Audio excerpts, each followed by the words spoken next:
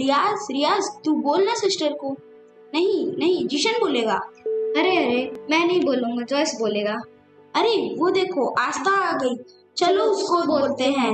हाँ हाँ चलो।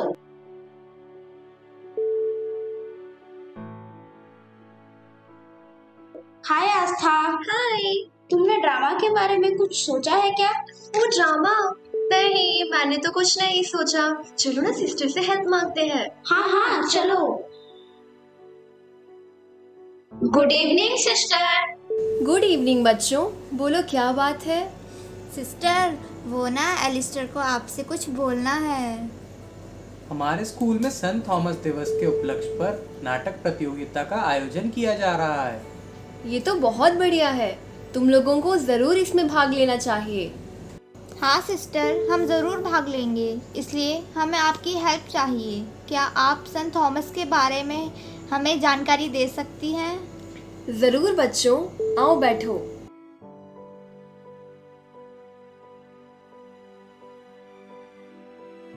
हर साल 3 जुलाई को संत थॉमस दिवस के रूप में मनाया जाता है।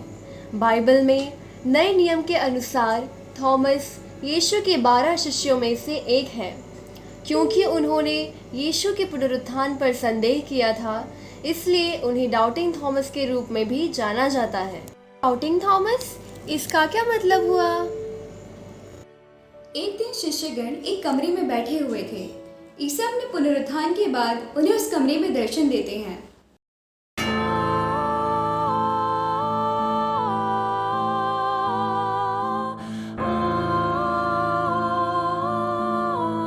तुम्हें शांति मिले। यह कहकर ईसा ने अपनी बगल और अपने हाथ शिष्यों को दिखाए। प्रभु को देखकर शिष्यगण आनंदित हो उठे। तुम्हें शांति मिले। जिस प्रकार पिता ने मुझे भेजा है, उसी प्रकार मैं तुम्हें भेजता हूँ। पवित्र आत्मा को ग्रहण करो। तुम जिन लोगों के पाप क्षमा करोगे, वे अपने पापों से मुक्त हो जाएंगे, और जिन लोगों के पाप क्षमा नहीं करोगे, वे अपने पापों से अंधे रहेंगे। प्रभु के आने के समय वहां पर थॉमस नहीं थे। थॉमस के वापस आने पर बाकी शिष्यों ने उनसे कहा, हमने प्रभु को देखा है। क्या ऐसा हो ही नहीं सकता? हमारा विश्वास करो, हमने उन्हें यही देखा है। जब तक मैं उनके हाथों में कीलों के निशान न देख लूं, कीलों की जगह पर अपनी उंगली न रख दूं और उनकी बगल में अपने हाथ न डाल दूं, तब तक मैं विश्वास नहीं करूंगा। कुछ दिन बाद सारे शिष्य फिर एक साथ उपस्थित थे। इस बार उनके साथ थॉमस भी था। ईसा फिर उनके बीच प्रकट हुए। तुम्हें शांति मिले। अपनी उंगली यहाँ रखो, अपना हाथ मेरे बगल में रखो, और अविश्वासी नहीं बल्कि विश्वासी बनो। मेरे प्रभु, मेरे ईश्वर, मुझे माफ़ कर दीजिए। क्या तुम इसलिए विश्वास करते हो कि तुमने मुझे देखा है? धन्य है वे जो बिना देखे ही विश्वास करते हैं। सिस्टर, जब थॉमस ने यीशु पर संदेह किया तो उन्हें संत क्यों माना गया? भगवान की स्तुति करो, इतना संदेह शायद हमारे लिए हुआ, क्योंकि हम ऐसे लोग हैं जिन्हें विश्वास करने के लिए देखना और छूना पड़ता है। मुझे यकीन है हम में से कई लोग सोचते हैं कि क्या शिष्यों ने वास्तव में यीशु को देखा था, या फिर वो उनका यीशु के प्रति प्रेम और भक्ति थी जिसने उन्हें ऐसा विश्वास दिलाया। इस घटना के बाद थॉमस ने कभी भी यीशु पर संदेह नहीं किया। वे बड़े जोश के साथ परमेश्वर का वचन का प्रचार करने लगा। जब उसने देखा कि यीशु मरे हुओं में से जी उठे हैं, तो उसने उनका विश्वास और भी दृढ़ कर लिया। इससे हम यह देखते हैं कि संदेह की सही प्रतिक्रिया से गहरा विश्वास हो सकता है।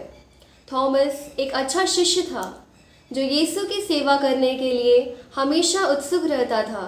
वो हमेशा ईश्वर के पीछे होना चाहता था। यूहन्ना के सुसमाचार में लाजरस की मृत्यु की घटना में थॉमस का ईश्वर के प्रति उत्साह को हम देखते हैं। लाजरुस मर चुका है, चलो उसके पास चलते हैं।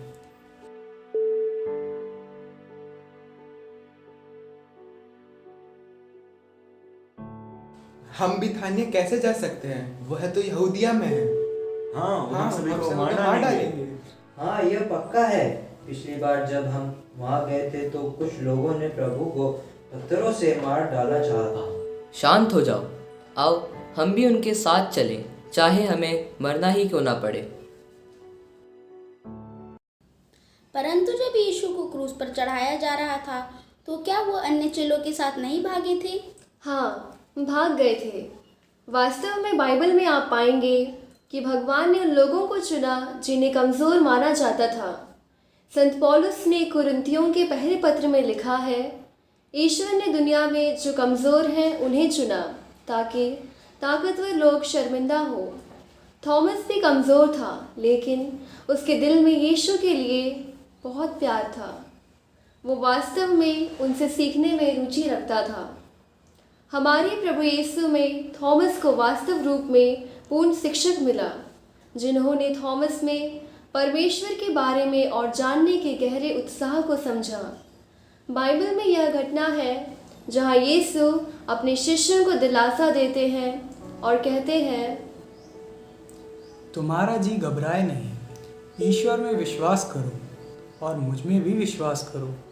मेरे पिता के यहाँ बहुत से निवास स्थान हैं, मैं वहीं जाकर तुम्हारे लिए स्थान का प्रबंध करूँगा। प्रभु, हम नहीं जानते कि आप कहाँ जा रहे हैं, तो वहाँ का मार्ग हम कैसे जान सकते हैं? मार्ग, सत्य और जीवन मैं हूँ। मुझसे होकर गए बिना कोई पिता के पास नहीं आ सकता। यदि तुम मुझे पहचानते हो तो मेरे पिता को भी पहचानोगे। अब तो तुम लोगों ने उसे पहचाना है और देखा भी है। सिस्टर, यीशु के स्वर्ग चढ़ने के बाद थॉमस का क्या हुआ? यीशु के स्वर्ग चढ़ने के बाद पवित्र आत्मा प्रेरितों पर उतरे और उन्हें शक्ति से परिपूर्ण कर दिया। इसके बाद थॉमस अरब की खाड़ी पार कर सीरिया, पर्सिया और भारत के इलाकों में आए।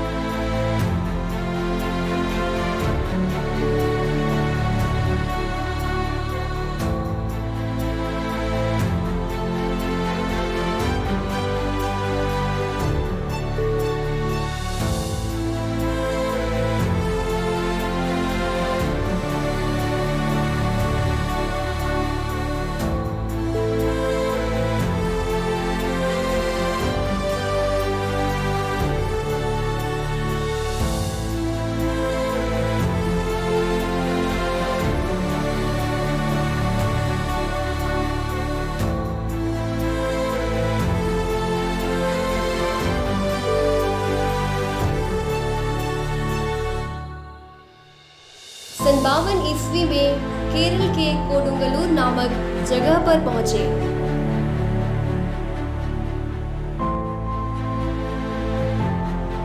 जहां से उन्होंने भारत के तटीय इलाकों में सुसमाचार का प्रचार किया।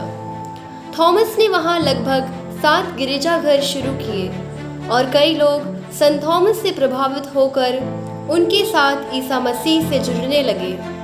उन्होंने हजारों लोगों को आशीष प्रदान किया। थॉमस ने शिक्षकों और बड़ों को नियुक्त किया, जिन्हें मलाबार चर्च का सबसे पहला मंत्रालय बताया जाता है। कहा जाता है कि केरल में संत थॉमस ने चमत्कारों की सहायता से स्थानीय ब्राह्मणों को परिवर्तित किया। वाह, उनने चमत्कार भी किए थे? क्या उन्होंने ईसा मसीह के जैसे चमत्कार किए थे? उन्होंने कई चमत्कार किए। एक बार ब्राह्मण जाति के एक बच्चे को सांप के काटने पर वहां वैद्य को बुलाया जाता है। हम क्या कर सकते हैं? इसे सांप ने काटा है, हम कुछ नहीं कर सकते। नहीं, ऐसा मत कहिए। आप ही हमारी आखिरी उम्मीद है। हमारा बच्चा ही हमारा सब कुछ है। अगर यह नहीं बच सकेगा तो भगवान करे वो सांप मुझे ही काट ले। हे ईश्वर, मेरी भक्ति में क्या कमी थी जो मुझे ये दिन देखना पड़ रहा है। ये किसका काला साया है प्रभु? जरूर इनमें से ही कोई है जिससे मेरा खुशहाल परिवार देखा नहीं गया। इसे बचाना अब मुमकिन नहीं है, अब वही होगा जो इसके किस्मत में है। संत थॉमस उसी रास्ते से गुजर रहे थे। भीड़ जमा देखकर वे वहां जाकर बोले, क्या मैं इस बच्चे को देख सकता हूँ? आप लोगों को इससे कोई आपत्ति तो नहीं होगी? नहीं, हमें इससे कोई आपत्ति नहीं है, लेकिन इसे ठीक करना नामुमकिन है। यीशु मसीह की कृपा से सब कुछ संभव है। यीशु मसीह? यह कौन है? हाँ, यह कौन है? वो मेरे प्रभु और मेरे गुरु हैं। वो इस संसार के रक्षक हैं। ओह, मैंने इस बारे में कहीं से सुना है। हाँ, कोई नए धर्म का प्रसार कर रहा है। क्या तुम्हारे प्रभु इस बच्चे की जान बचा सकते हैं? जरूर, वे मरे हुओं को जीवन दान दे सकते हैं। अच्छा, फिर तो मैं भी देखूंगा तुम्हारे प्रभु में कितनी शक्ति है। अगर तुम देखोगे तो तुम ईश्वर को स्वीकार करोगे। अगर यही बात है तो मैं उन्हें जरूर स्वीकार करूंगा। फिर क्या हुआ सिस्टर? क्या वो बच गया? उसके बाद थॉमस ने उस बच्चे के लिए प्रार्थना करना शुरू किया। जिस सांप ने बच्चे को काटा था वह वापस आया और अपना जहर वापस ले गया। इस तरह बच्चे की जान लौट आई और जितने भी लोग इस चमत्कार के साक्षी थे उन सभी ने ईसा को अपनाया। इसी तरह थॉमस ने बहुत चमत्कार किए, कई लोगों को आशीष प्रदान किया। कहा जाता है कि थॉमस ने 3 राजाओं को बपतिस्मा दिया जो भारत के पहले बिशप बने। थॉमस इसके बाद कोरोमंडल तट की ओर बढ़े और वहाँ ईसा मसीह के सुसमाचार का प्रचार किया। वहाँ उन्होंने एक स्थानीय राजा और बहुत से लोगों का धर्म परिवर्तन किया। बाद में उन्होंने दक्षिणी भारत में एक और राज्य का दौरा किया जहाँ रानी और उनके बेटे और स्थानीय राजा के अन्य रिश्तेदारों ने यीशु में विश्वास करना शुरू किया। इससे स्थानीय राजा बहुत क्रोधित हुआ और उसने अपने सैनिकों को थॉमस को भाले से मार डालने का आदेश दिया।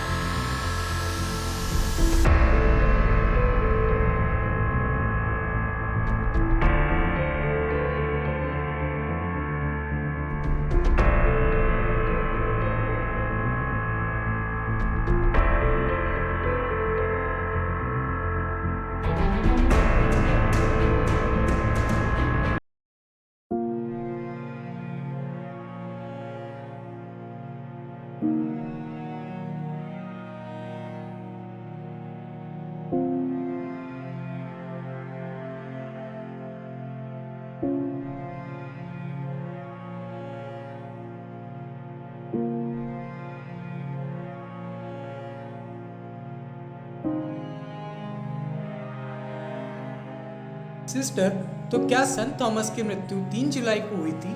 क्या उस वक्त में यह सब निश्चित किया जा सकता था?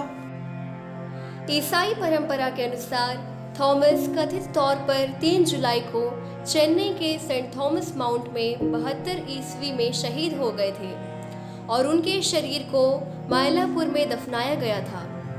लेकिन 3 जुलाई 232 ईस्वी को उनके अवशेषों के बड़े हिस्सों को मायलापुर से इडिसा, जो मेसोपोटामिया में स्थित है, वहां ले जाया गया।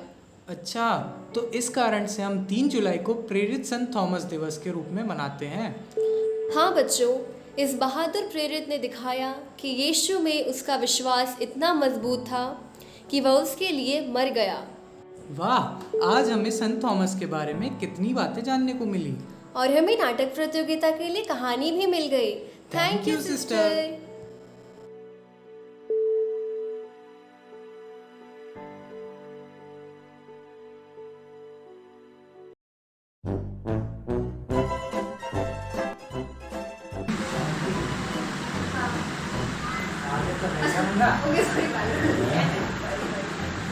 यह कहकर ईसा ने अपनी बगल और अपने हाथ शिष्य अबे रोड से एक बार निकाल। एक्शन।